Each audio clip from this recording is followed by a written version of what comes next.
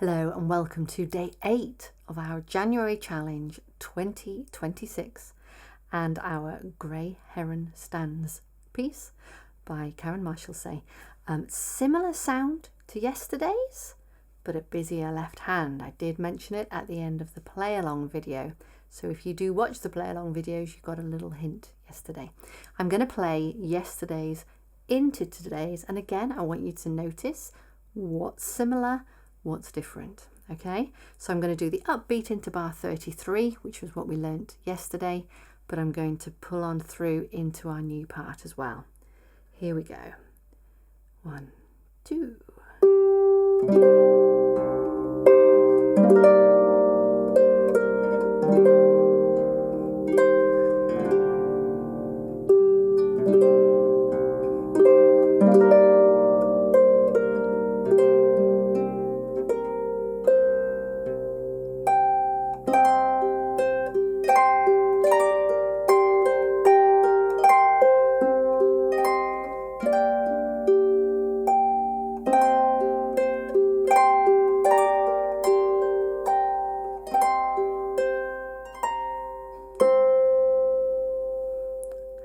Okay, so I'm hoping that you noticed that we had da dum da da da da dum da dum.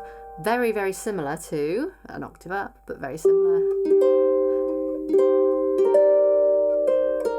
So a little bit different there, because here we go just on the beat. G and C, G and B. Otherwise it carries on the same, and da da. Same thing again. Then we had a lovely little turn.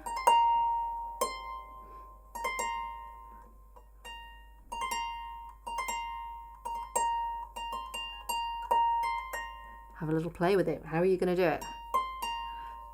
Are you just going to go 2 1 2, or are you going to go 2 1 3? That's quite nice. 2 1 3. Or are you going to go 3 1 2? So those are the two I'd like you to play with. I know the temptation is to go 2 1 2, but it's quite tiring to bring your 2 straight out that fast. So you could go 3 1 2. It's like we have the 3 and the 1 on, and then you just swap it for the 2. Or you could try 2 1 3. As I do it now, I find myself wanting to do 3 1 2 as my most comfortable, because that gives me a nice, yes, I'm leaning to that final note. These little grace notes, little turn, they are an embellishment, the B that we're heading for, a bit like at the top of a tarium. That's what we're aiming for, that's the note that really matters. And then I'm coming back to a C.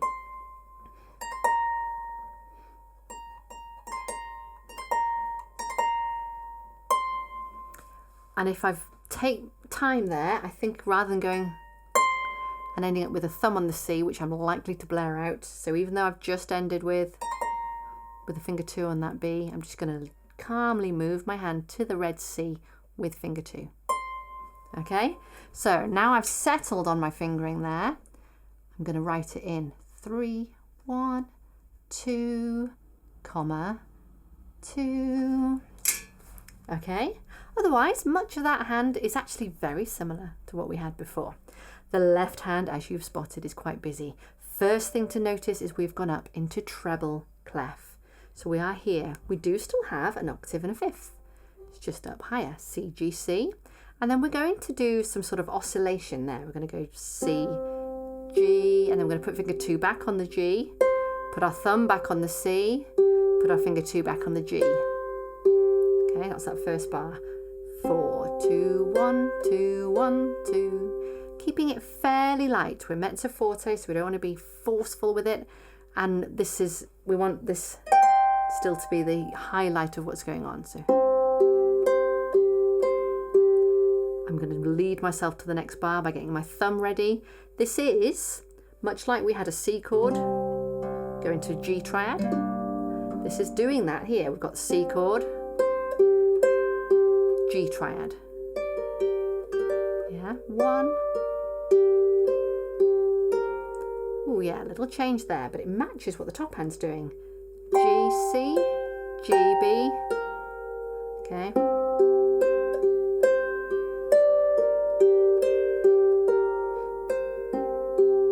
Okay, so how am I going to do that last little bit then?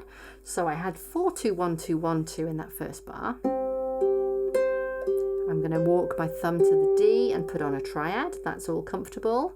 I'm going to go 1, 2, 3, 1 on the C. And then noticing what's coming ahead, I'm going to put finger 2 on the B. So my 3 is still anchored on the G, about to play upwards. Finger 2 on the B, and my thumb can be coming ready for the C. And then I can go 3, 2. Then my thumb's already there for this C, and I can do an octave. And then I can get my G on.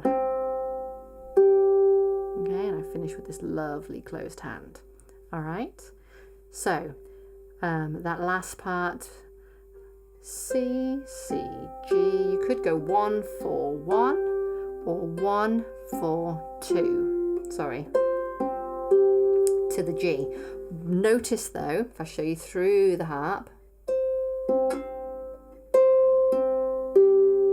isn't as comfortable doing those stretches, that I don't place it on the way down. I don't put the C, the G and the C on and then have to remember that I'm playing this one first. Just those outer two, and then either I'm moving my thumb or I'm going to put finger 2 onto it. If I move my thumb, then I'm going to be careful with it. So I was showing you that through the strings, but it's actually our left hand playing it.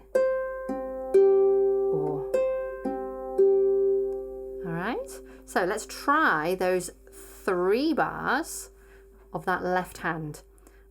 We are dealing with 4-bar phrases, but those 3 bars are a good part to do because that's the first place we get any sort of breather in that left hand.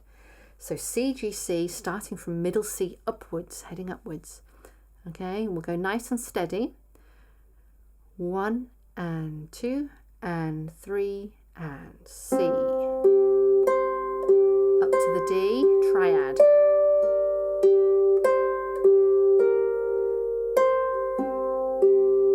Okay, did you spot the tied note and leave a breathing room, leave a breath for it? It'll help when you have the top hand because the top hand plays on that first beat. Let's try again. C, G, 1 and 2 and 3 and C, G. Moving up, breathe.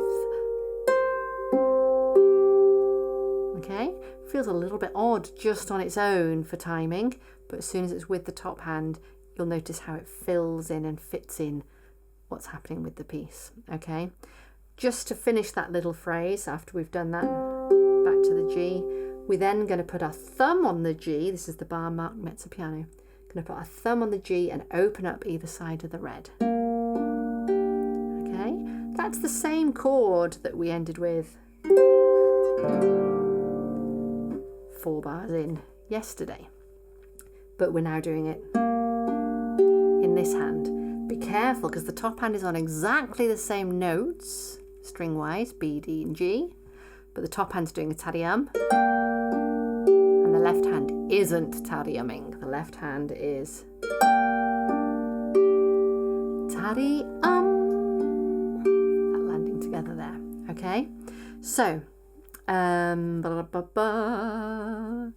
from the beginning of this new section, I'm going to play both hands, but you might just focus on the left for now if you like, or you can try it with both hands.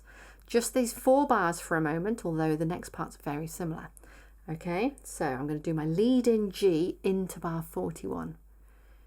Okay, where it's marked mezzo forte. 1 and 2 and.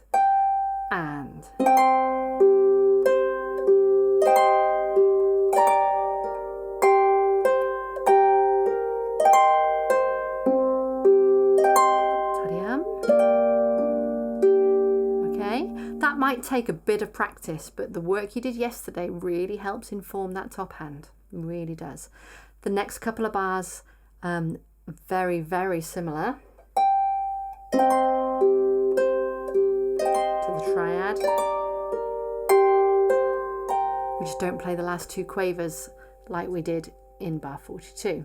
We don't have the last two quavers to play, which gives us time to take our left hand back into the bass.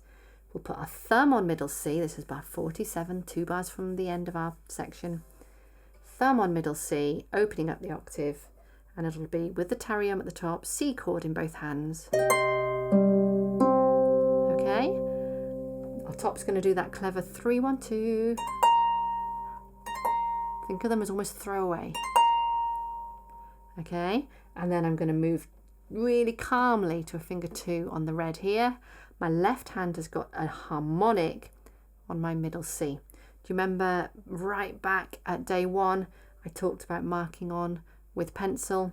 So if you haven't yet done it for a C note, you can do it now, finding where you want to put your thumb. I've still got my little mark on here for me. Okay, so those two notes are going to land together. With piano, so it just wants to be really beautiful. Really, really ring out. Okay, lots to look at, lots to work on. Again, thinking about mindset, recognize it as the variation on what we did yesterday rather than being something completely new and extra. It's not completely new and extra, it's what we did yesterday but varied, made interesting by being in a different part of the harp, and it's got this lovely twinkly pattern to it. Okay, enjoy and join me on the play along video. Well done.